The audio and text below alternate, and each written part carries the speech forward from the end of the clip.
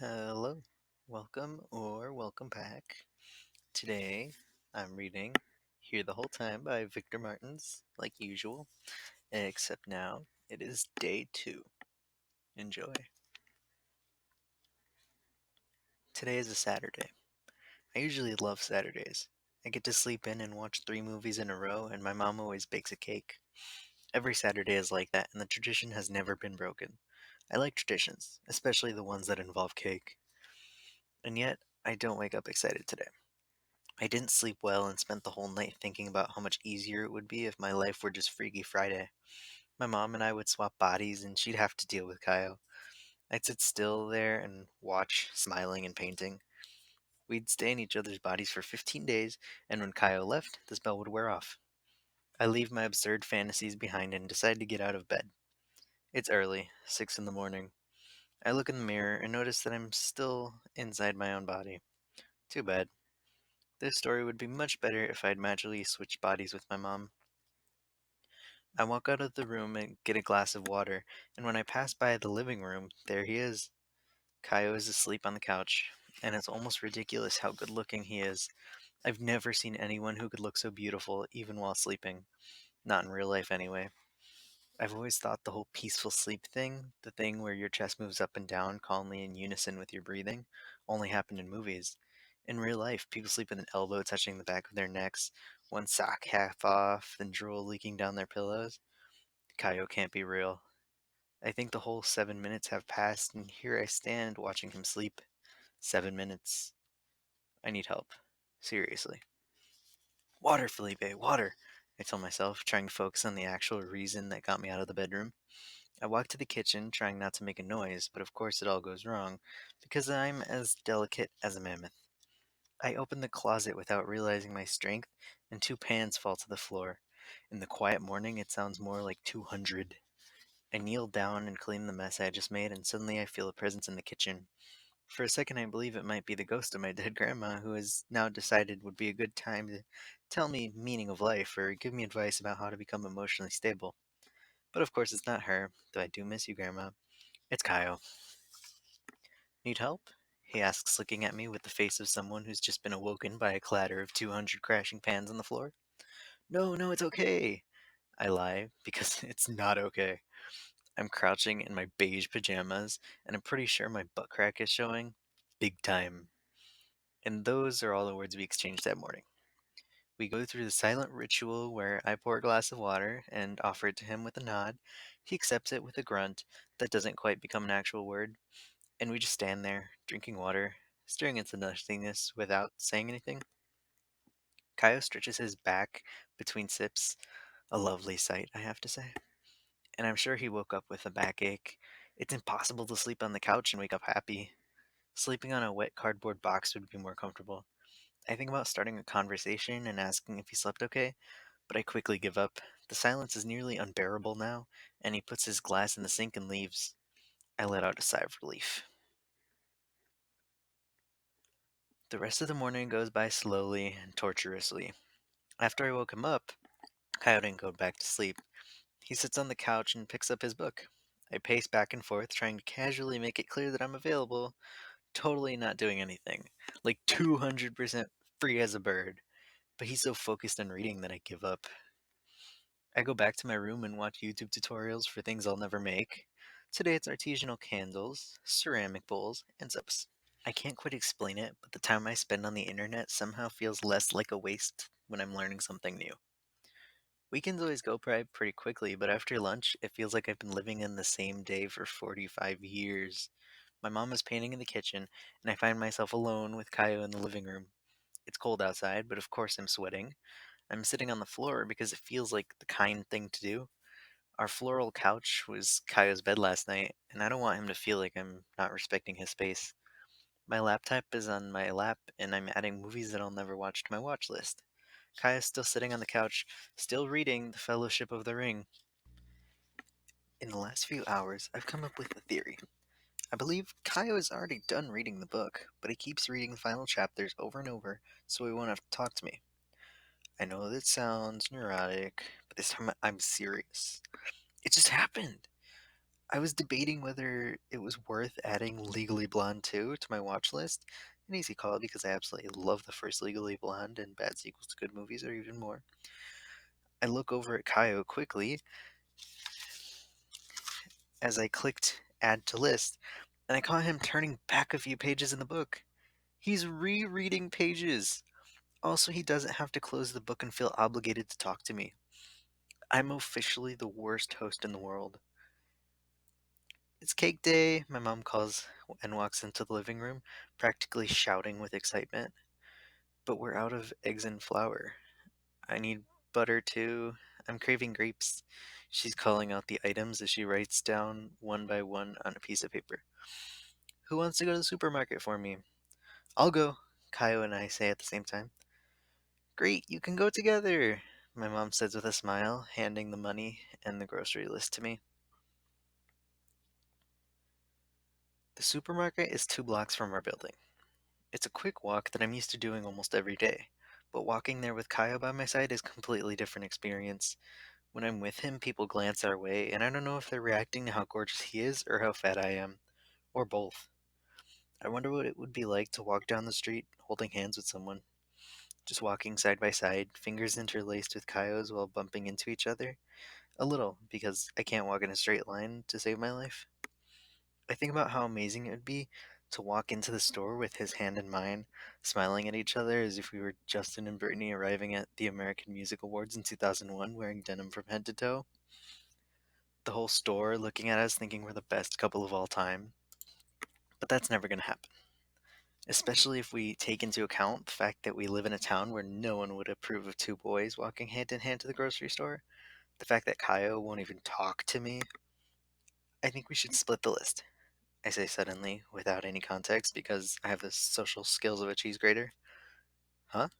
Kaio looks confused. The list. The items. We could divide and conquer. Each gets half the list. We'll meet the checkout line and waste half the time. I explain my words, crashing into each other. Fine by me, Kaya says with a crooked grin. His smile is a little awkward, but his teeth are perfect. He could star in one of those commercials with ripped models sitting by the pool casually holding tubes of toothpaste. I tear the shopping list in half and hand him a piece and attempt to smile back. I attempt only because most of the time when I smile, it looks like I'm having a stroke. I lower my head before he notices. We walk into the store and head in different directions. I check my half of the list, written in my mom's hurried handwriting. Eggs, grapes, the purple seedless kind. Milk, the cheapest brand. Easy peasy. I go down the main aisle and grab a carton of milk. I can't find the purple grapes anywhere, so I decide to get the eggs. In my head, I'm in a competition with Caio to see who can find the 3 items first. At the end, there will be a finish line with a production assistant handing me a giant check as confetti falls from the sky. I hurry to the egg aisle and then suddenly feel the urge to turn around and run back home because George and Bruno are here. But they see me before I have a chance to escape. I quick run down on George and Bruno. They go to the same school as me, and they're responsible for 80% of the nicknames that I've amassed over the 2 years. George was held back a couple of times, is almost 19 years old, and has a full beard that would be cute if it wasn't such a jerk. Bruno is half my height. His hair is shaved on the sides, forming an undercut that didn't turn out quite right, and he could never be cute even if he were on an episode of Queer Eye. They both start walking my way, and I pretend to concentrate on the eggs to buy. White or brown? Decisions, decisions. Well, if it isn't Butterball, Bruno shouts, his high pitched voice echoing across the aisle. Attention shoppers, you'd better all buy your food before the whale eats it. George cups his hands around his mouth as if he were announcing today's deals. I try to pretend like nothing is happening, but that becomes much harder to do, and Bruno starts poking me in the back, moving from one side to the other. The two of them always split their work efficiently when it comes to tormenting me. George offers verbal offenses, while Bruno is the type who likes to get more handsy. I don't know which one I hate more. No use to try to hide, George continues when he realizes I'm trying to remove myself from the situation. You're so fat that not even the moon could cover all of you. I roll my eyes, frustrated, as if this were the first time I've heard that one. You're so fat that, Bruno starts to say, apparently not having much thought of a punchline to his own joke. Not knowing how to finish his sentence, he takes an easy route and, shoving me against the shelves behind me, catches me by surprise and twists my nipple. Hard. Titties!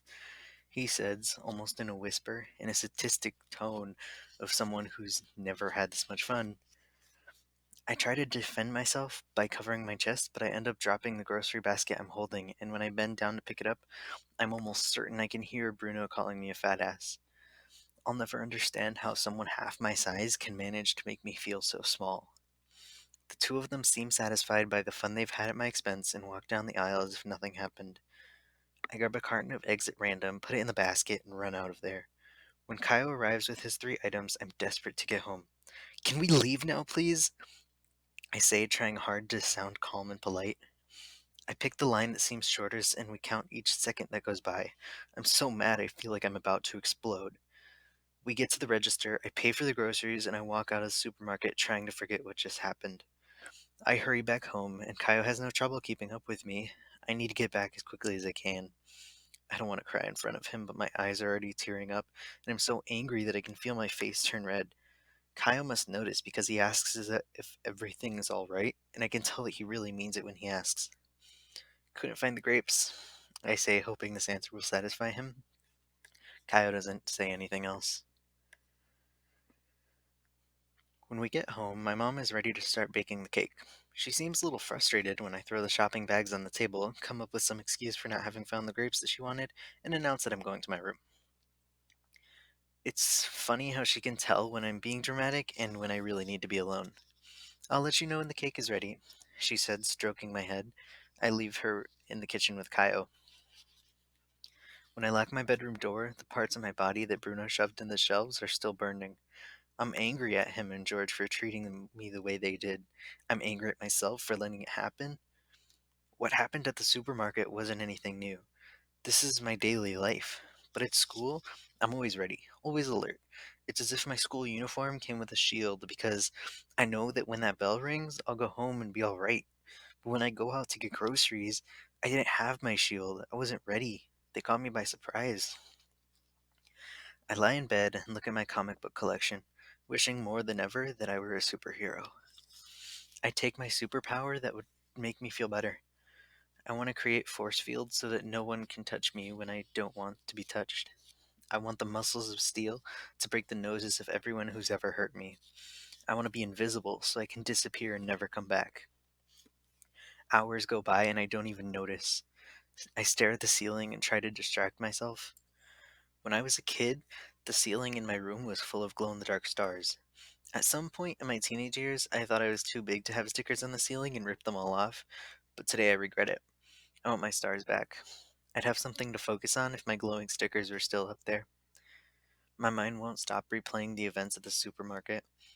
Everything happened so fast. It couldn't have lasted even a full minute, but now I'm stuck in a never ending loop of insults and roaring laughter. The laughter is the worst part. The sound of laughter can make you feel hopeless when the joke is on you. The afternoon has already turned into evening when my mom knocks on the door.